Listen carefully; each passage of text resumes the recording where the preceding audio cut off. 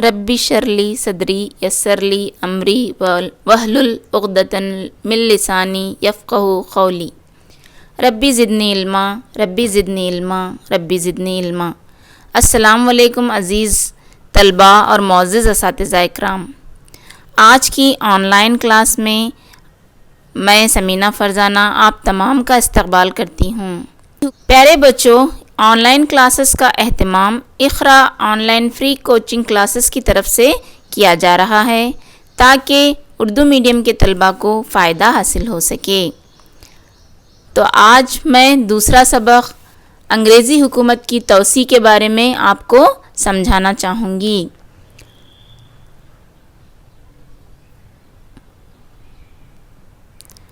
پیارے بچوں، کرناٹک کی جنگوں میں کامیابی حاصل کرنے کے بعد انگریزوں نے ہندوستان میں یورپی اقتدار کو مضبوط کرنے کے لیے پلاسی اور بکسر کی جنگیں لڑیں۔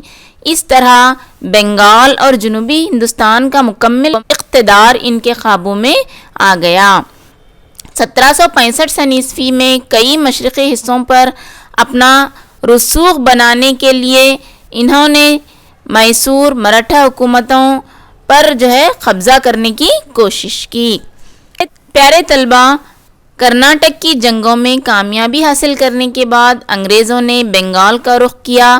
بنگال میں پلاسی اور بکسر کی جنگوں سے انہوں نے مکمل اپنا اقتدار حاصل کیا۔ پھر انہوں نے اپنی توجہ مراٹھوں اور سکھوں کی طرف کی۔ ہندوستان میں اپنی حکومت کی توسیع کے لیے انگریزوں نے کئی پالیسیاں بنائی۔ اس میں عہد مانعت اور مسلح الحاق یا اصول بازگشت اہم ہیں۔ ان پالیسیوں سے پہلے اپنے اقتدار کو مضبوط کرنے کے لیے انگریزوں نے مراٹھوں سے بھی کئی جنگیں لڑی تھیں۔ انہیں ہم تاریخ میں اینگلو مراٹھا جنگیں کہتے ہیں۔ پیارے بچوں، اب ہم پہلی اینگلو مراٹھا جنگ کے بارے میں معلومات حاصل کریں گے، جو لڑی گئی تھی 1775 سن عیسوی سے 1782 سن عیسوی کے درمیان۔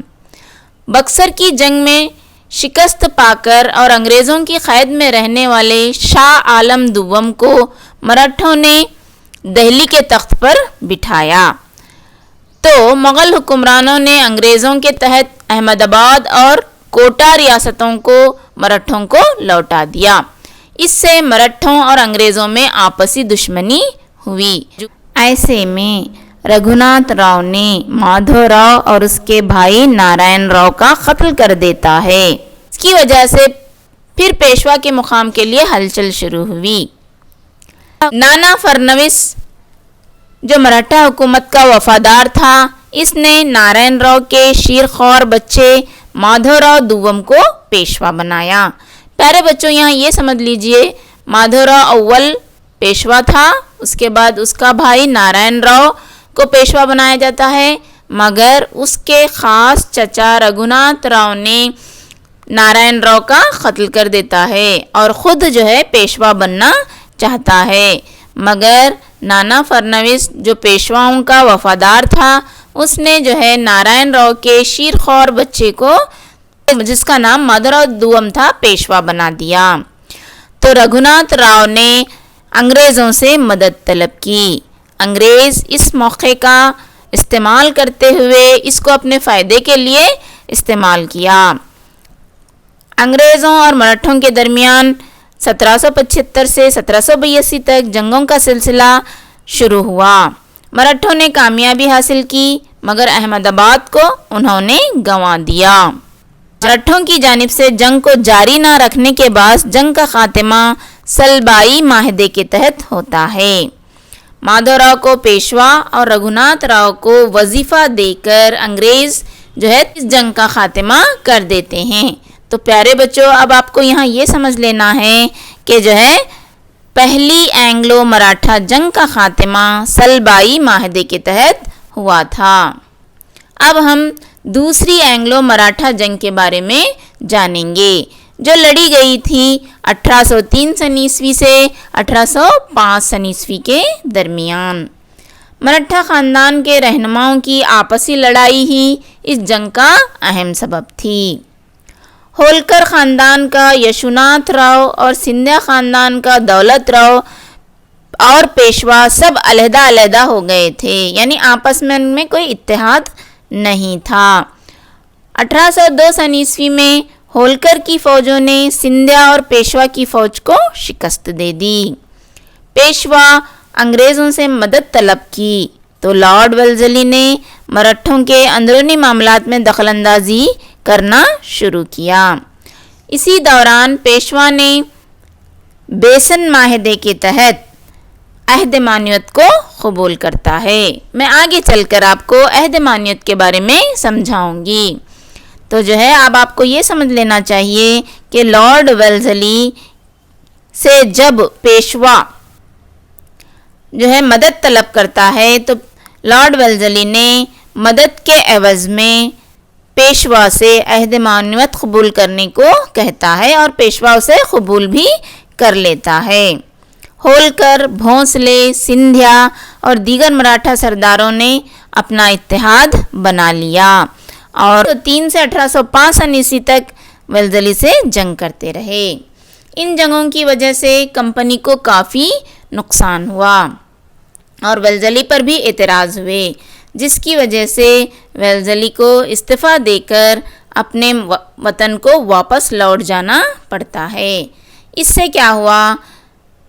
مراٹھا علاقے میں عارضی امن قائم ہوا۔ یہ تھی دوسری اینگلو مراٹھا جنگ۔ اب ہم تیسری اینگلو مراٹھا جنگ کے بارے میں جانیں گے۔ مراٹھا خاندان اپنی سالمیت اور آزادی کو بچانے کے لیے ہر ممکن کوشش کرنے لگے۔ پیشوا بھی اپنے آپ کو عہد مانویت سے آزاد کرنے اور انگریزوں سے آزاد کرنے کے لیے کوشش کرنے لگے۔ 1817 سن عیسوی میں پیشوا نے پونا میں انگریزوں کی کچہری پر حملہ کر دیا اور اس کو جلا بھی دیا۔ ناگپور کے اپا صاحب اور ملہار راؤ ہولکر بھی انگریزوں کے خلاف فساد کر کے ہار گئے، یعنی جگہ جگہ جو مراٹھا سردار تھے وہ بھی جو ہے انگریزوں کے خلاف بغاوت کرنا شروع کرے تھے۔ آخر میں پیشوا نے 1818 سن عیسوی میں کورے گاؤں اور اشٹی جنگوں میں انگریزوں کا مقابلہ کیا اور ہار گئے۔ اس کے بعد انگریزوں نے پیشوا کے تمام خطابات کو رد کر دیا۔ پیشوا باجی راؤ کو وظیفہ دے کر تخت سے علیحدہ کرتے ہیں۔ پیارے بچوں، اب ہم اینگلو سکھ جنگوں کے بارے میں جانیں گے۔ 1939 سن عیسوی میں رنجیت سنگھ کی موت کے بعد پنجاب میں سیاسی تضاد پیدا ہوتا ہے۔ 1809 سن عیسوی کے تسلسل معاہدے کو توڑ کر انگریز پنجاب پر حملہ کرنے کی کوشش کرتے ہیں۔ 1845 سن عیسوی میں انگریز اور پنجاب کی فوجوں کے درمیان جنگیں شروع ہو جاتی ہیں۔ غیر ملکی انگریزوں سے ڈر کر ہندو اور مسلمان سکھ اپنا اتحاد کھو بیٹھتے ہیں۔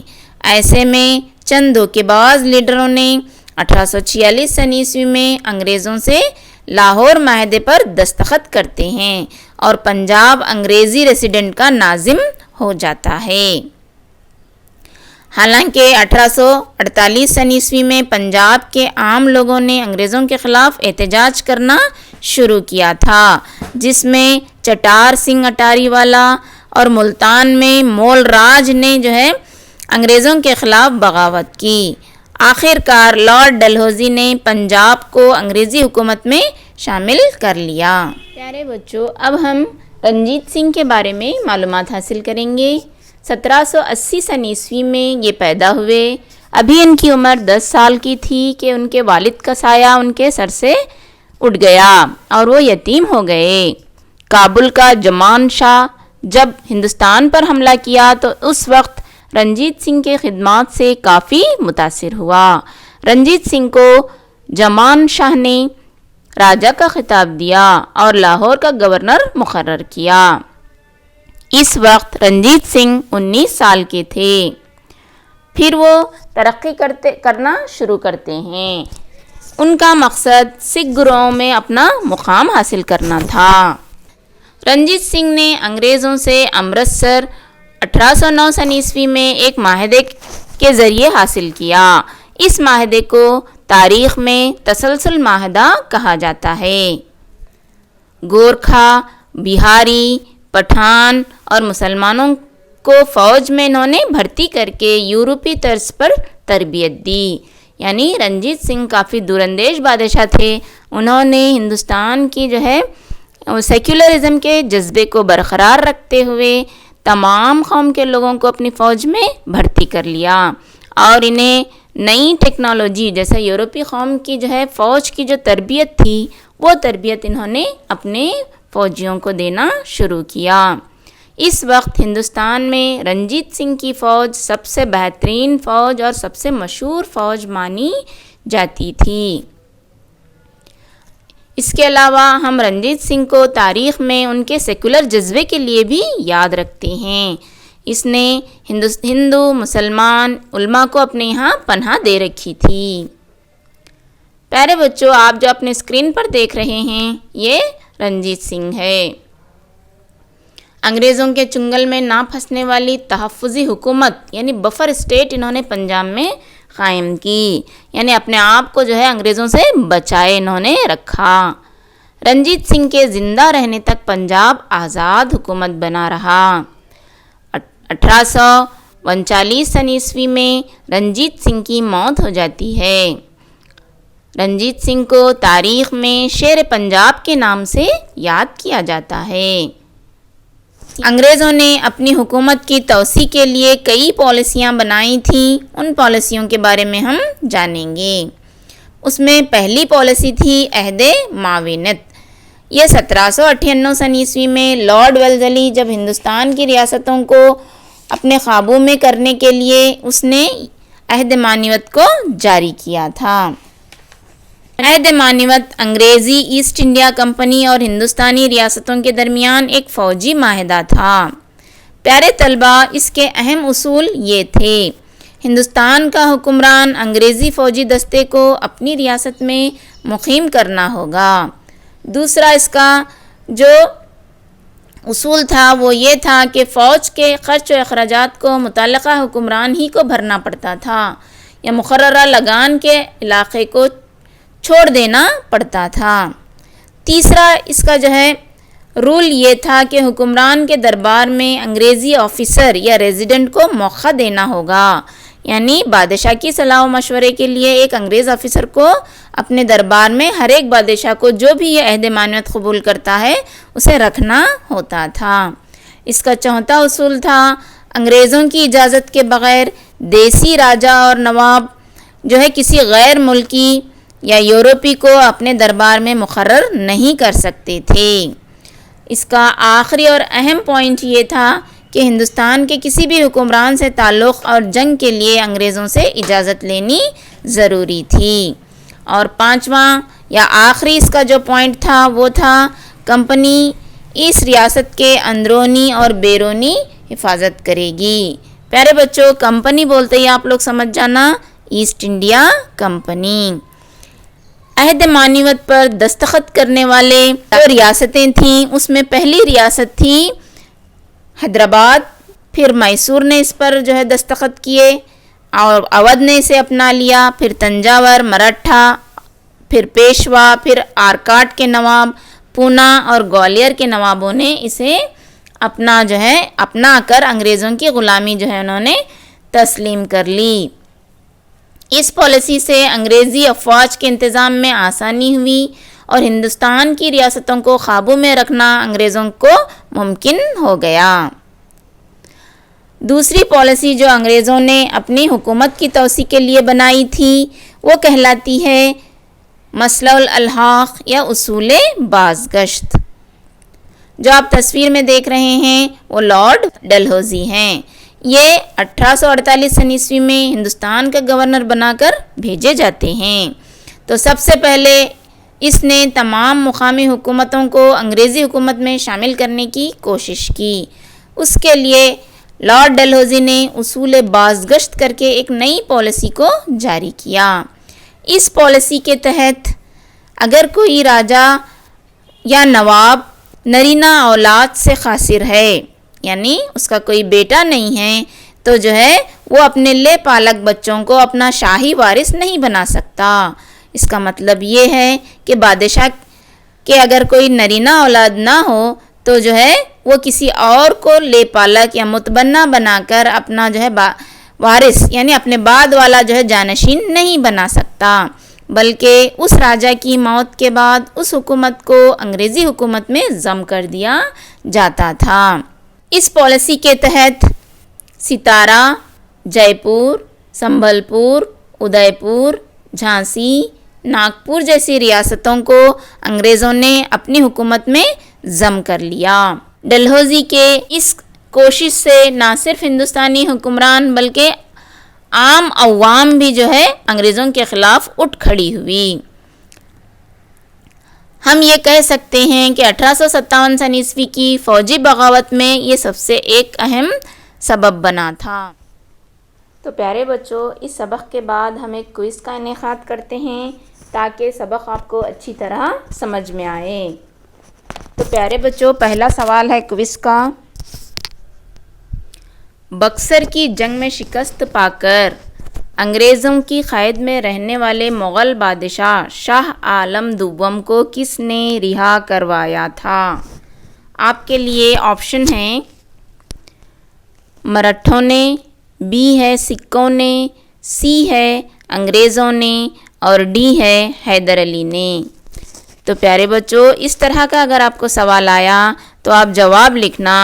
صحیح جواب ہوتا ہے مرہٹھوں نے شاہ عالم دوم کو انگریزوں کی قید سے رہا کروایا تھا۔ اسی طرح میں نے آپ کے لیے دوسرا سوال تیار کیا ہے، نانا فرنوس کس کو پیشوا بنانا چاہتے تھے؟ اے رگھوناتھ راؤ کو، بی مادھو راؤ کو، سی مادھو راؤ دوم کو اور ڈی آپشن ہے نارائن راؤ کو۔ تو پیارے بچوں، جب میں نے سبق سمجھایا تھا اس وقت آپ کو بتلایا تھا نانا فرنوس مرہٹھوں کے جو ہے وفادار تھے، وہ جو ہے مادھو راؤ دوم کو پیشوا بنانا چاہتے تھے۔ تو صحیح جواب ہوتا ہے مادھو راؤ دوم۔ اس طرح تیسرا سوال دیکھیے، سلبائی معاہدے کے تحت کون سی جنگ کا خاتمہ ہوا تھا؟ اے ہے پہلی اینگلو مراٹھا جنگ، بی ہے دوسری اینگلو مراٹھا جنگ، سی ہے تیسری اینگلو مراٹھا جنگ اور ڈی ہے چوتھی اینگلو مراٹھا جنگ۔ تو پیارے بچوں، سلبائی معاہدے کے تحت پہلی اینگلو مراٹھا جنگ کا خاتمہ ہوا تھا۔ اسی طرح چوتھا سوال دیکھیے، پیشوا کے عہدے کو حاصل کرنے کے لیے رگھوناتھ راؤ نے انگریزوں سے مدد طلب کی کیونکہ اے مرہٹھا حکمرانوں سے رگھوناتھ راؤ کو کوئی حمایت حاصل نہیں تھی، بی نارائن راؤ کو پیشوا بنایا گیا تھا، سی مرہٹھا سرداروں نے انگریزوں سے مدد طلب کرنے کی صلاح دی تھی، ڈی آپشن ہے مرہٹھا حکمرانوں نے اس کے خلاف جنگ کا اعلان کیا تھا۔ تو پیارے بچوں، ایسا سوال آپ کو آیا تو آپ لکھنا صحیح جواب ہے رگھوناتھ راؤ خود پیشوا بننا چاہتا تھا مگر نارائن راؤ کو جو ہے پیشوا بنا دیا گیا تھا، جس کی وجہ سے رگھوناتھ راؤ انگریزوں سے مدد طلب کرنے جاتے ہیں۔ چوتھا سوال دیکھیے، پیشوا باجی راؤ دوم نے عہد معنویت قبول کی کیونکہ اے آپشن ہے ہولکر کے فوج نے باجی راؤ کی فوجوں کو شکست دے دی تھی، بی آپشن ہے مرہٹھا حکمرانوں میں اتحاد کی کمی تھی، سی ہے لارڈ ولزلی کی فوجیوں نے پیشوا کی فوجوں کو شکست دے دی تھی، ڈی آپشن ہے پیشوا باجی راؤ انگریزوں کے ساتھ جنگ ہار گئے تھے۔ پیارے بچوں، اگر اس طرح کا سوال آیا تو صحیح جواب ہوگا پیشوا باجی راؤ دوم نے اس لیے عہد معنویت قبول کی کیونکہ ہولکر کی فوجوں نے باجی راؤ کی فوجوں کو شکست دے دی تھی۔ تو عہد معنویت قبول کر کے پیشوا باجی راؤ نے انگریزوں کی مدد حاصل کی تھی۔ اگلا سوال دیکھیے، لارڈ ویلزلی کی جاری کردہ پالیسی کون سی ہے؟ اے اصول بازگشت، بی مسلح الالحاق، سی دو عملی حکومت یا ڈی ہے عہد معاونیت۔ تو پیارے بچوں ایسا سوال آپ کو ایگزام میں آئے تو آپ لوگ لکھنا اس کا صحیح جواب ہے عہد معاونیت یا عہد مانیت۔ اگلا سوال دیکھیے، مسئلہ الالحاق کے اصول کیا تھے؟ اے، دیسی راجا اور نواب کی نرینہ اولاد نہ ہو تو حکومت انگریزی حکومت میں ضم ہوگی۔ بی آپشن، انگریزی فوج کو اپنی ریاست میں رکھنا ہوگا۔ سی آپشن، ایک انگریزی ریزیڈنٹ دیسی راجا اور نواب کے دربار میں رہے گا۔ ڈی آپشن، اوپر بتائے گئے تمام آپشن صحیح ہیں۔ تو آپ کو جیسے ہی مسئلہ الالحاق کے اصول کے بارے میں پوچھا جائے گا تو آپ لوگ لکھنا دیسی راجا اور نواب کی اگر نرینہ اولاد نہ ہو تو وہ حکومت انگریزی حکومت میں ضم ہو جائے گی۔ اسی طرح پیارے بچوں، اصول بازگشت کے تحت انگریزی حکومت میں ضم ہونے والی ریاستیں کون سی تھیں؟ تو آپشن اے ہے ستارہ جے پور، آپشن بی ہے سنبل پور ناگپور، اور آپشن سی ہے ادے پور اور جھانسی، اور آپشن ڈی ہے اوپر کی تمام ریاستیں۔ تو پیارے بچوں، آپ کو اس سوال کا صحیح جواب معلوم ہونا چاہیے، وہ یہ ہے ستارہ، جے پور، سنبل پور، ناگپور، ادے پور اور جھانسی، یہ تمام ریاستیں انگریزوں نے اصول بازگشت یا مسئلہ الالحاق کے تحت اپنی حکومت میں ضم کر لی تھیں۔ اگلا سوال دیکھیے، پنجاب میں انگریزوں کے خلاف احتجاج شروع کرنے والے رہنما کون تھے؟ اے، رنجیت سنگھ، بی، چٹار سنگھ اٹاری والا اور مول راج، سی، دلیپ سنگھ، ڈی، ان میں سے کوئی نہیں۔ جب میں نے آپ کو لیسن سمجھایا اس وقت سمجھائی تھی عام لوگوں نے رنجیت سنگھ کی موت کے بعد پنجاب میں انگریزوں کے خلاف جو ہے بغاوت شروع کی تھی، وہ تھے چٹار سنگھ اٹاری والا اور مول راج۔ اس طرح بچوں آپ کے لیے اگلا سوال ہے، پیشوا نے انگریزوں سے کس معاہدے کے تحت عہد مانیت کو قبول کیا؟ تو آپ کے لیے اے آپشن ہے معاہدہ سلبائی، بی آپشن معاہدہ پونا، سی آپشن معاہدہ بیسن اور ڈی آپشن معاہدہ منگلور۔ تو پیارے بچوں اس میں سے صحیح جواب ہوتا ہے معاہدہ بیسن کے تحت جو ہے انگریزوں سے پیشوا نے عہد مانیت کو قبول کیا تھا۔ میں نے یہ کوئز اس لیے اس سبق میں شامل کیا ہے تاکہ آپ سبق کو اچھی طرح سمجھ سکیں۔ پیارے بچوں آج کے اس سبق کے لیے آپ اپنا ہوم ورک لکھ لیجئے اور ایک آنسر شیٹ میں حل کر کے اپنے اساتذہ کو بتلائیے۔ پہلا سوال ہے آپ کے لیے، خانہ پوری کیجئے۔ پہلی اینگلو مراٹھا جنگ ڈیش سے ڈیش سن عیسوی کے درمیان لڑی گئی۔ دوسرا سوال ہے، ہندوستان میں عہد مانیت کو رائج کرنے والا گورنر جنرل ڈیش تھا۔ تیسرا سوال ہے، پیشوا باجی راؤ نے ڈیش معاہدے کے تحت عہد مانیت کو قبول کیا۔ اور چوتھا سوال ہے، پنجاب میں انگریزوں کے خلاف بغاوت کرنے والے رہنما ڈیش اور ڈیش تھے۔ پانچواں سوال ہے، ڈلہوزی نے ڈیش پالیسی کو رائج کیا تھا۔ اب چند ایسے سوالات جو ایک جملے میں آپ کو لکھنے ہیں وہ لکھ لیجئے۔ انگریزوں نے توسیع پالیسی کے مقاصد کے لیے کن طریقوں کو اپنایا تھا؟ سوال نمبر 2 ہے، اصول بازگشت کے تحت کون سی ریاستوں کو انگریزوں نے قابو کر لیا تھا؟ کن جنگوں کے ذریعے انگریزوں نے بنگال میں مکمل اقتدار حاصل کیا؟ یہ سوال نمبر 3 ہے۔ اور سوال نمبر 4 ہے، پہلی اینگلو مراٹھا جنگ کا خاتمہ کس جنگی معاہدے پر ہوا؟ آخری سوال ہے، عہد مانیت کو قبول کرنے والی پہلی ہندوستانی ریاست کون سی تھی؟ اب آپ کو 3 نمبر کے سوالات میں 2 سوالات دیے جا رہے ہیں۔ پہلا سوال ہے، عہد مانیت کے اصول بیان کیجئے۔ دوسرا سوال ہے، اصول بازگشت کو تفصیل سے بیان کیجئے۔ آخری سوال آپ کے لیے ہے جو 4 نمبر کا ہے، ہندوستان کا نقشہ اتاریے اور اصول بازگشت کے تحت جن ریاستوں پر انگریزوں نے قبضہ کیا تھا ان کی نشاندہی کیجئے۔ تو پیارے بچوں، آج کا یہ سبق یہیں ختم ہوتا ہے۔ میں امید کرتی ہوں کہ آپ اس کو سمجھ گئے ہوں گے۔ یہ لیسن سننے کے بعد آپ 2 سے 3 مرتبہ کتاب کو پڑھیے، کتاب میں بتائے گئے نکات پر غور کیجئے اور ان سوالات کو حل کیجئے، تو انشاءاللہ آپ جو ہے اچھی طرح سمجھ پائیں گے۔ اتنا کہتے ہوئے میں اس کلاس کو ختم کرتی ہوں اور آپ تمام سے گزارش کرتی ہوں کہ ہمیں ہمیشہ اپنی دعاؤں میں یاد رکھیے گا۔ اللہ حافظ۔